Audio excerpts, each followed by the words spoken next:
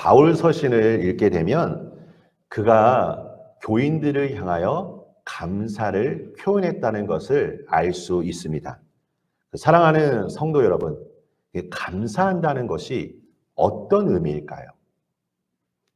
이 감사한다는 것은 우리의 궁핍함보다 하나님의 장엄하심, 그 다음에 영화로움에 집중한다는 것입니다. 감사의 삶을 사는 사람은 자신의 삶을 더 깊이 생각하고 묵상하고 기억합니다. 그리고 하나님 앞에 고백합니다. 오늘 본문 15절 말씀을 보십시오. 주 예수 안에서 너희 믿음과 모든 성도를 향한 사랑을 나도 듣고 라고 말합니다. 바울은 에베소 교인들이 주님에 대한 믿음을 가졌을 뿐 아니라 그 믿음에 부응하는 사랑의 삶을 실천하고 있음에 감사하고 있습니다. 에베소 교인들은 서로에게 관심을 가지고 서로를 돌보았습니다. 우리 사랑하는 성도님들, 한 가지 질문을 드리고 싶습니다. 우리 성도님들은 옆에 계신 성도님들을 얼마나 많이 알고 계십니까? 우리 성도님들이 옆에 계신 분 한번 바라보면서 얼마나 많이 알고 계시는지 한번 생각해 보십시오. 직분, 아니면 성함, 아니면 사시는 지역, 그 다음에 가족 구성원, 직장. 이 항목들은 다 잘 아실 거라 생각을 합니다. 그런데 제가 여기서 드리고 싶은 메시지는 무엇이냐면 이분이 가지고 있는 하나님의 비전이 무엇인지, 그리고 그 하나님께서 각 성도님들에게 주신 이 비전들이 지금 오늘 이 시간 속에서 어떠한 과정 안에서 지금 진행되고 있는지, 보다 더 깊은 신앙적 알미 있었는지 한번 질문을 드리고 싶습니다. 우리가 성도님들에 대한 깊은 관심을 갖게 된다면, 서로를 더 관심 있게 지켜본다면 우리의 기도는 더 구체적으로 될 것입니다. 바울은 늘 기도하였습니다. 그 이유는 바울에게 아버지의 마음이 있었기 때문입니다.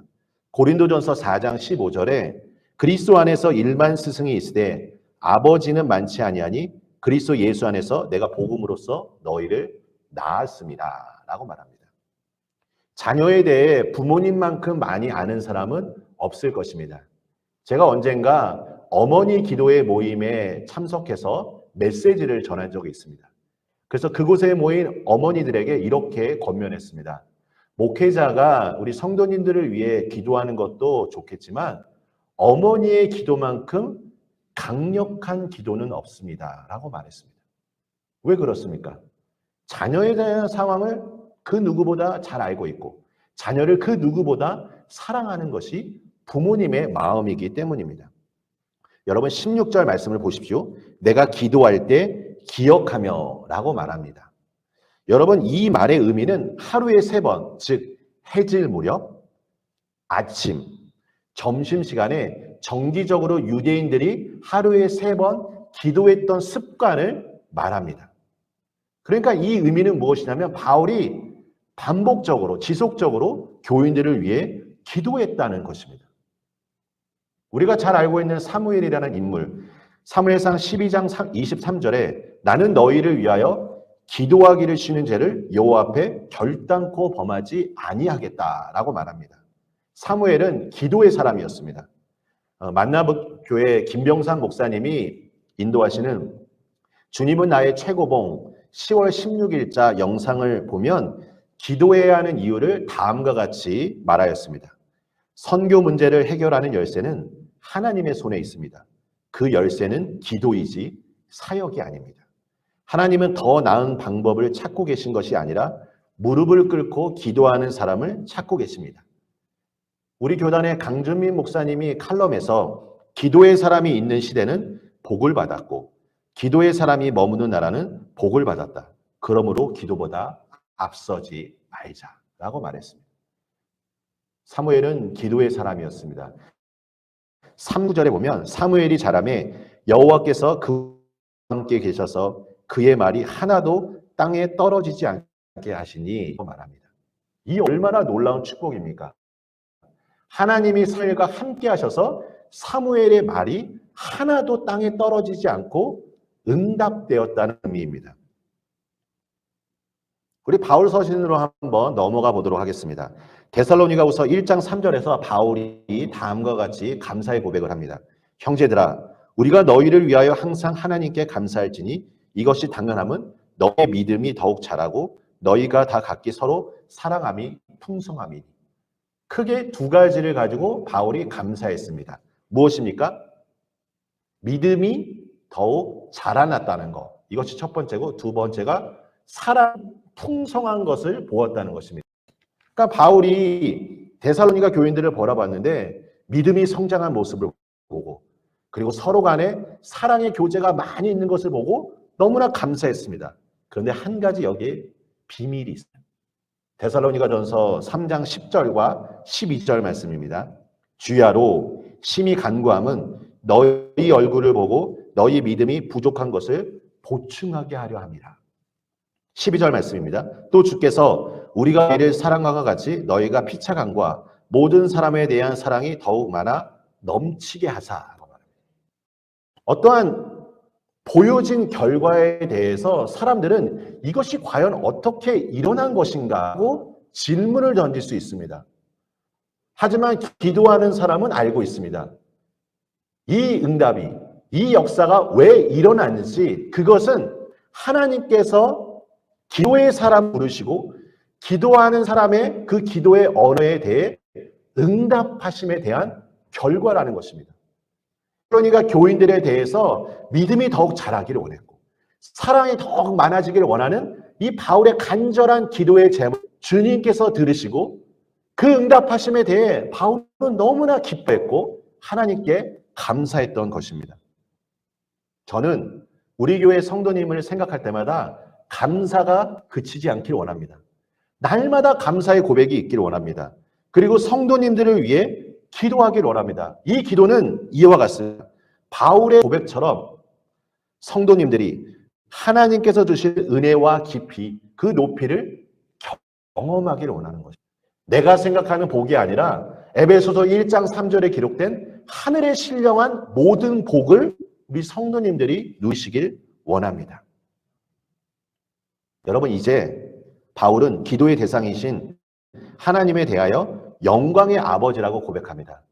이 고백은 예수님께서 제자들에게 기도를 가르쳐 주실 하늘에 계신 우리 아버지여라는 것과 같습니다. 사랑하는 성도 여러분, 기도가 무엇인지, 기도를 시작하고 기도하는 삶이 되기 위해 먼저 중요한 것은 하나님 아버지를 알아야 합니다. 하나님 아버지를 깊이 경험하셔야 합니다. 오늘 저는 이 아버지 하나님을 더 깊이 알아가기를 소망하며 메시지를 전하고자 합니다. 17절 말씀을 보십시오. 지혜와 계시의 영을 너희에게 주사 하나님을 알게 하고 라고 바울이 기도합니다. 제 아이가 자라 언젠가 저에게 아빠라고 불렀던 그 순간을 아직도 잊을 수가 없습니다. 여러분, 아버지가 여러분에게 어떠한 의미로 다가오십니까? 우리는 육신의 부모님을 통해 하나님 아버지의 사랑이 무엇인지 어느 정도 알 수 있습니다. 그런데 여기서 한 가지 생각할 부분이 있습니다. 그것은 무엇이냐면 부모님과 자녀의 관계입니다. 제가 대부분 살펴보면 부모와 자녀의 관계가 좋으면 신앙생활을 시작할 때 하나님 아버지라고 부르는 것에 대해 어색해하지 않습니다. 그리고 이 기도를 통해 하나님과의 그 친밀함이 더 빠르게 이루어지는 것을 제가 봅니다. 그런데 문제는 아버지와 제 관계가 좋지 않을 때 이 기도 생활에 어려움을 느끼는 사람이 많이 있다는 것입니다. 물론 저는 이 부분에 대해 오늘 더 다루지는 않겠습니다. 외상후 스트레스 장애에 대해서 나타나는 현상, 그 현상은 불안, 두려움, 공포, 그리고 말을 하지 않음. 여러 가지 증상이 있으냐. 과거 6.25 전쟁을 통해 우리의 부모님들은 저마다 아픈 상처들이 있습니다. 잘 아실 거라 생각합니다. 사랑하는 나의 부모님, 사랑하는 나의 가족들, 형제들, 그리고 사랑하는 나의 이웃들, 친구들과의 아픔을, 이별을 경험했습니다. 사랑하는 사람과의 이별을 경험한 사람은 누군가를 깊이 사랑하는 것에 대해 어려움을 느낀다고 합니다. 그 이유가 무엇이냐면 내가 이 사람을 사랑할 때 또 이 사람과 이별할 것에 대해서 두려워하기 때문입니다. 우리 한국 사람들이 가지고 있는 이 시대적 아픔이 있습니다. 저는 그래서 늘 기도합니다. 하나님, 우리의 부모님 세대들이 가지고 있던 이 아픔을 하나님 위로하여 주시옵소서. 하나님 치유하여 주시옵소서. 그래서 하나님께서 아버지라는 이름 속에 주신 그 영광스러운 축복들이 각 가정 가운데 임하여 회복과 기쁨 그리고 세대 간의 연합이 일어나기를 간절히 소망합니다. 라고 기도합니다. 여러분 생각나신다면 이 일을 위해 함께 기도해 주셨으면 좋겠습니다. 하나님께서 각 가정을 세우시고 이 부모님 주신 놀라운 권세와 축복이 있습니다. 이 기름 부으심이 자녀들에게 흘러가야 합니다. 근데 우리 부모님 세대들에게 아픔이 있고 어떤 상처가 있다면 예수 그리스도 안에서 회복되어야 합니다.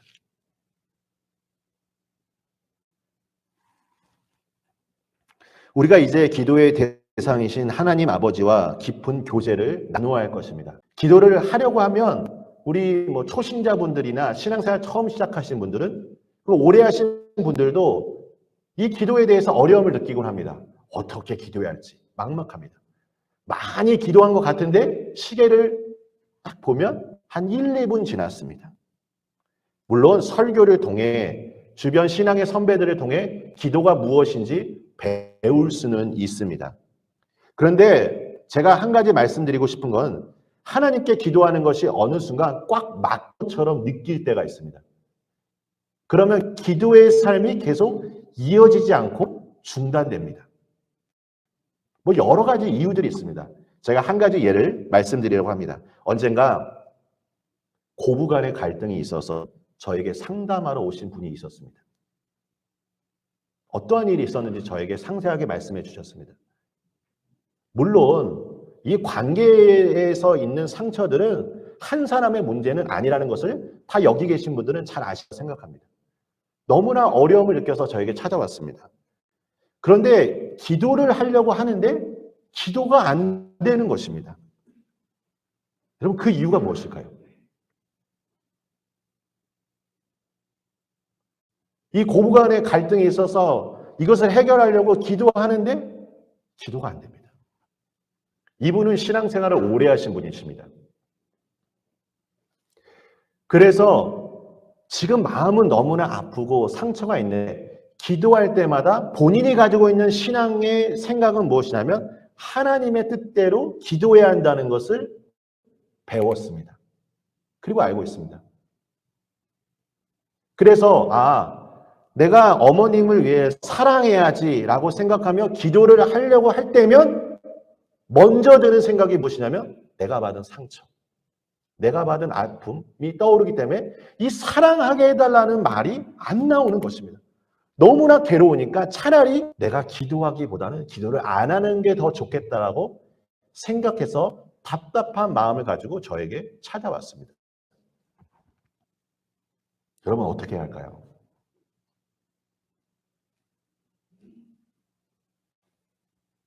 그래도 하나님의 말씀이니까 사랑해야 하는 것이 좋을 것 같습니다. 제가 이렇게 권면을 하는 게 좋을까요? 우리가 시편 109편의 말씀을 먼저 드리고자 합니다. 이 다윗의 시입니다. 1절부터 6절까지를 읽어드리겠습니다. 여러분 놀라지 마시기 바랍니다. 이것이 성경에 기록된 말씀입니다. 내가 찬양하는 하나님이여 잠잠하지 맙소서. 그들이 악하고 거짓된 입을 열어 나를 치며 속이는 여로 내게 말하며 또 미워하는 말로 나를 두르고 까닭없이 나를 공격하였음이니이다. 나는 사랑하나 그들은 도리어 나를 대적하니 나는 기도할 뿐이라. 기도를 합니다. 그들이 악으로 나의 선을 미루면 사탄이 그의 오른쪽에 서게 하소서. 여러분 누가 기도했다고요? 다윗이 하나님 마음에 합한 다윗이 자기를 대적하는 사람을 위해 하나님께 기도합니다. 그 뒤를 더 읽다 보면 정말 다윗이 이런 기도를 하였을까? 라고 의문점이 듭니다. 악인이 그를 다스리게 하시며 나를 핍박하는 사람을 위해서 기도하는데 사탄이 그 오른쪽에 서게 하소서. 이것이 기도입니다. 근데 이 기도가 시편 109편, 우리가 지금 읽고 있는 성경 말씀에 있다는 것입니다.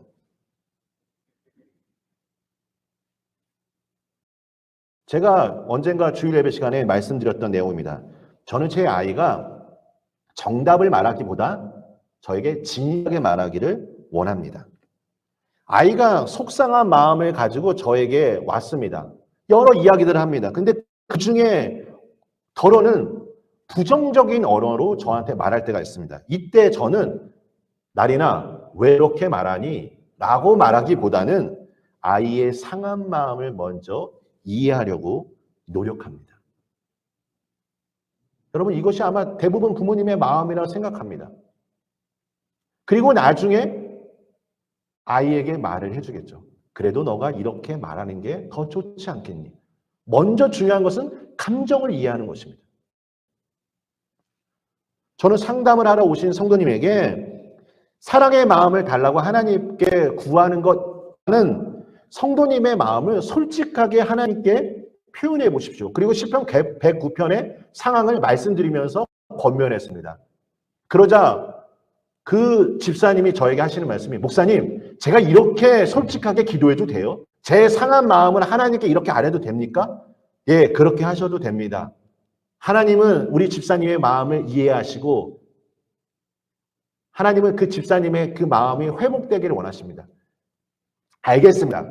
그리고 나서 그 집사님 가정으로 돌아가서 정말 진실한 마음으로 자신의 상한 마음을 주님 앞에 솔직히 기도하자 하나님이 그의 영혼을 만지셨고 회복시키셨으며 그리고 이전과는 정말 비교할 수 없을 정도로 고부간의 관계가 회복되었습니다.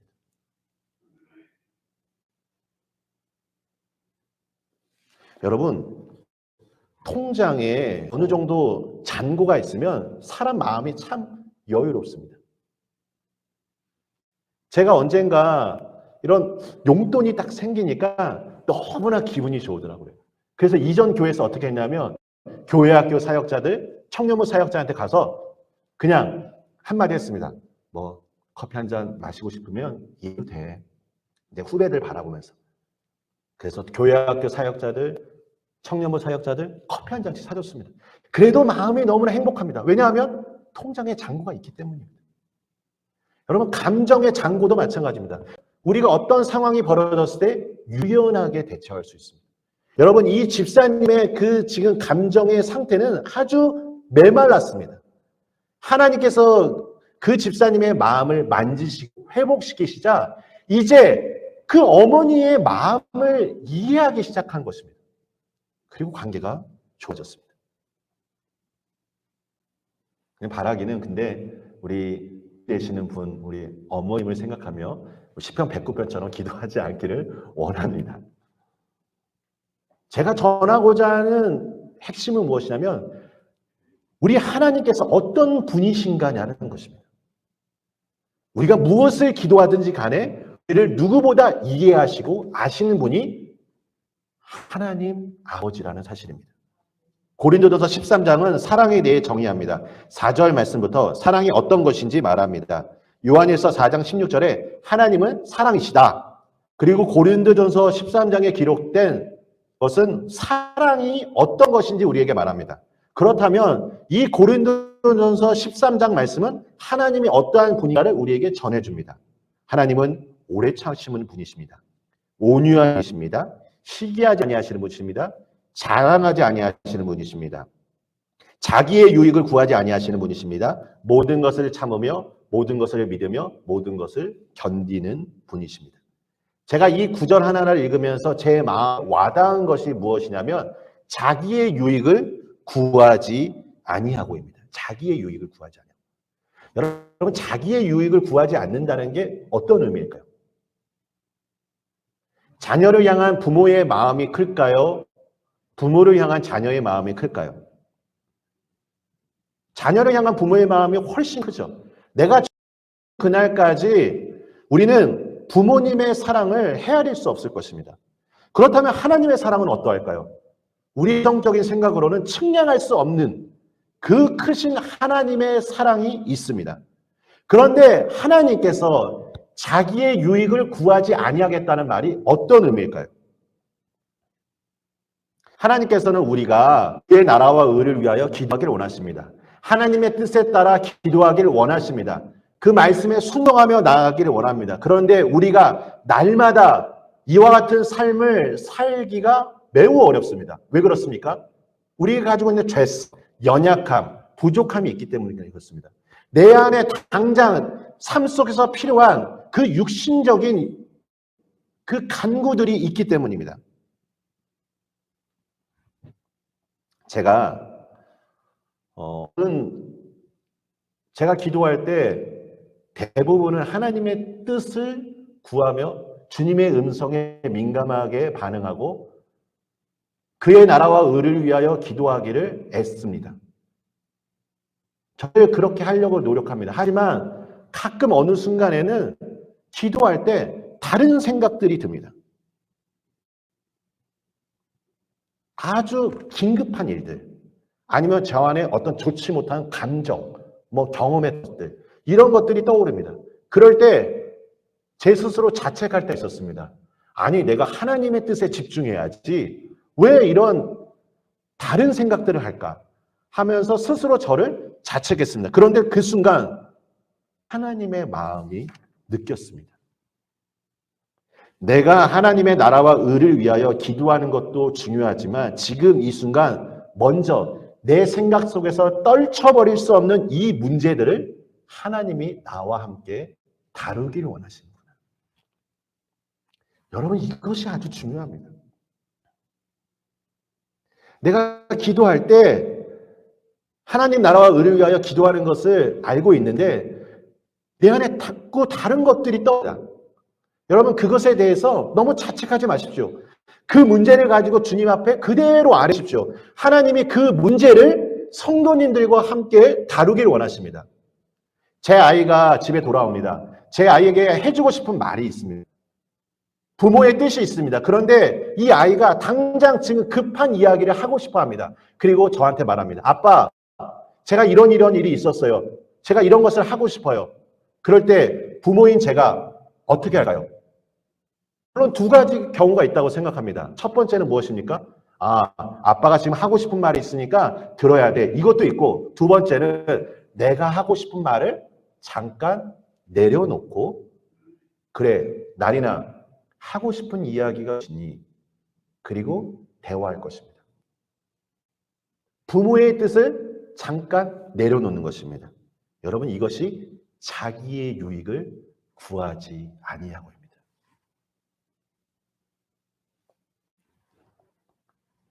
여러분, 저는 성숙한 기도의 사람이 되기를 원합니다. 하나님의 뜻을 더 많이 알기를 원합니다.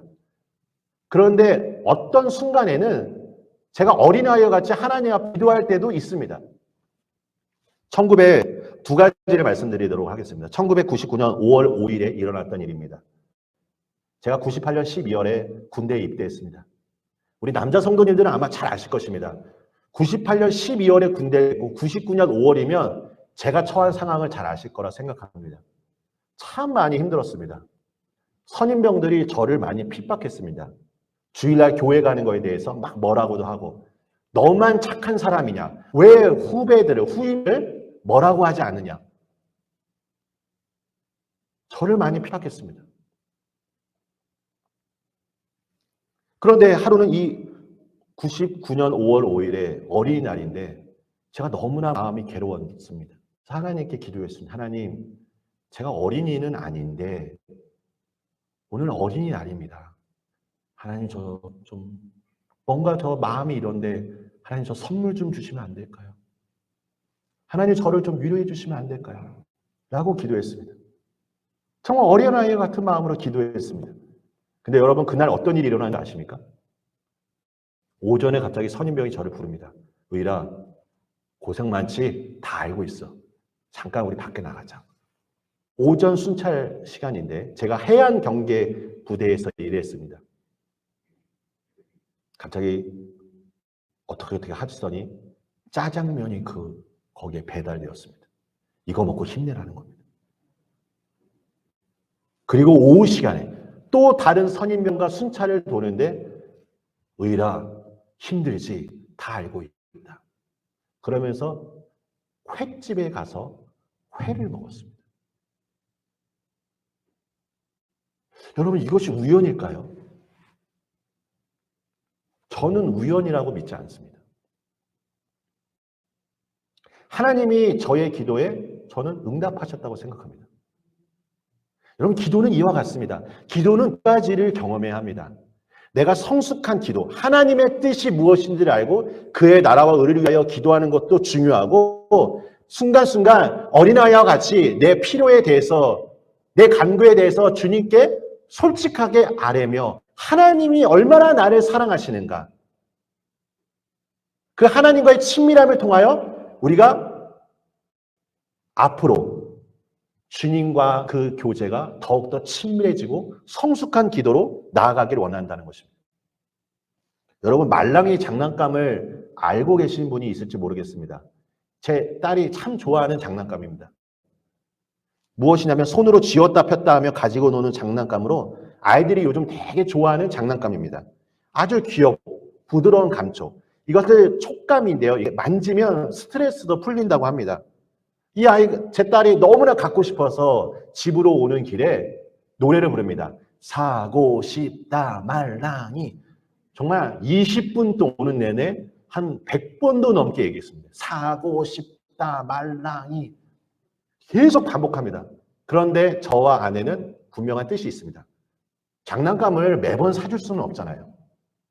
절제를 가르쳐줘야 하니까. 그래서 된다고 얘기했습니다. 그런데 사고 싶다 말랑이. 그리고 집에 도착했습니다. 아이는 결코 포기하지 않습니다. 식사를 하고 난 이후에 제가 저희 집에 있는 칠판을 보았는데 그 칠판에 사고 싶다 말랑이가 적혀 있었습니다.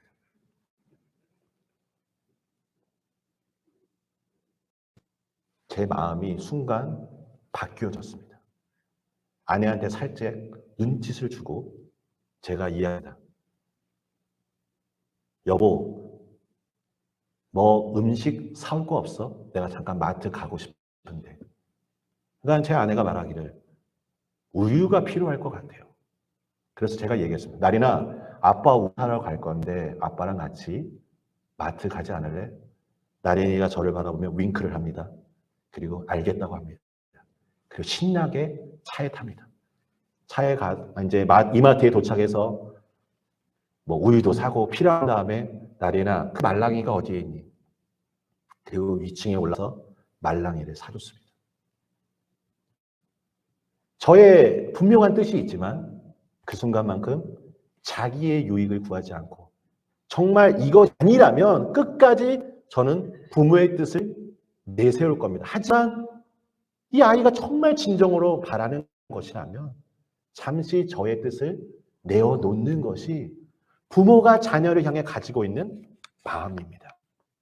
여러분 이것이 기도의 비밀입니다. 사랑하는 성도 여러분, 하나님을 더 깊이 알아가시길 원합니다.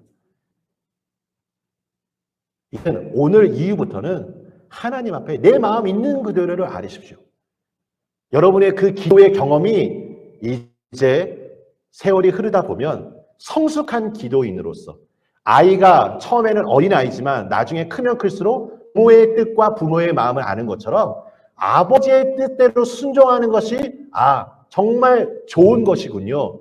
저는 하나님의 뜻에 신뢰하겠습니다. 하나님의 뜻에 순종하겠습니다. 이 고백은 처음부터 이루어지지 않습니다. 신앙생활 처음 하시는 분들, 혹시 지금 기도를 처음 시작하시는 분들, 주님 앞에 솔직하게 여러분의 기도의 제목을 아뢰시길 바랍니다. 그래서 그 무한하시고 위대하신 하나님의 사랑을 경험하시기를 예수 그리스도의 이름으로 축복합니다.